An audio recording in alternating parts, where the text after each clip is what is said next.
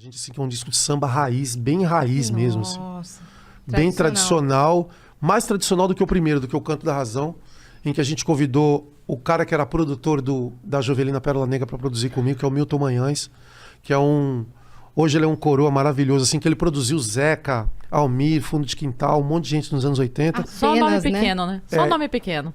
E aí ele passou umas 2 semanas em casa, a gente produzindo o disco lá, e o disco tá incrível. Chama Batuque de Magia, é um disco maravilhoso, assim, que tem muita espiritualidade no disco, assim.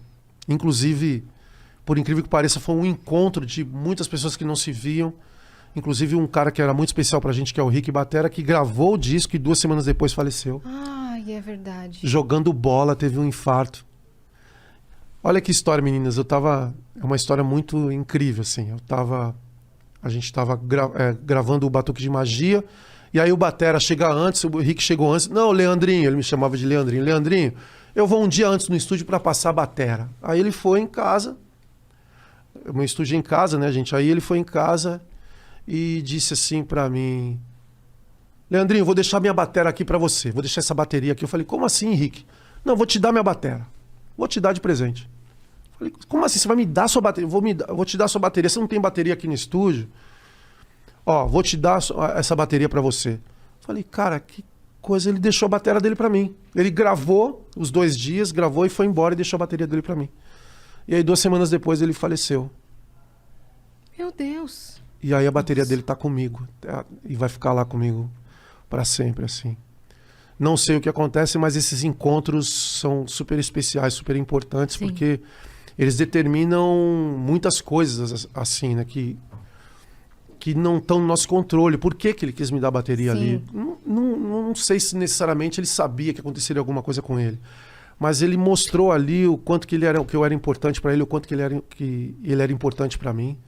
E ele me deu a ferramenta de trabalho dele de presente, assim. E aí... Nada é por acaso, né? É. E aí, 2 semanas depois, ele jogando bola, ele teve um infarto fulminante no jogo e faleceu. E aí, todos os dias que eu tô indo lá no estúdio, eu vejo a bateria dele lá montada. Isso tá foi montada. quando? Vai fazer 1 mês que ele faleceu, né? Nossa, tá 2 meses. recente pra caramba. 2 meses. E vocês estão gravando o álbum Eu com a batera? Tô gravando. Ele já gravou, a bateria dele tá lá, foi a última gravação dele. E ele tá lá registrado da melhor maneira possível, assim. Inclusive, o Canto da Razão, o primeiro disco que ele gravou também, em 93. Ele chegou com a bateria, gravou. E ele sempre gravou Temporal, vários discos importantes da nossa carreira ele gravou. E o último disco que ele gravou, ele me deu a bateria dele. Posso fazer uma pergunta? Não sei se é muito indelicada, mas quando o artista morre, por exemplo, ele tem um trabalho que vai lançar e ele teria que receber, né, por esse trabalho, ou receber os direitos autorais. Para onde vai? Acho que a viúva, né? A viúva que no caso é a Alane, que é a viúva do Rick, que deve administrar as coisas dele. Entendi. Ele gravou muitas coisas, né? Várias gravações, ele tocou com o Belo, tocou com os Travessos, ele gravou muita coisa. É um dos bateristas mais importantes da história da música brasileira. Sim. Assim. Saiu em tudo quanto é lugar quando Saiu ele em tudo faleceu. quanto é lugar. Até no Congresso Nacional, as pessoas falaram dele, assim. Foi muito especial, muito importante. E eu acho que os direitos autorais devem ajudar no orçamento da Claro. família.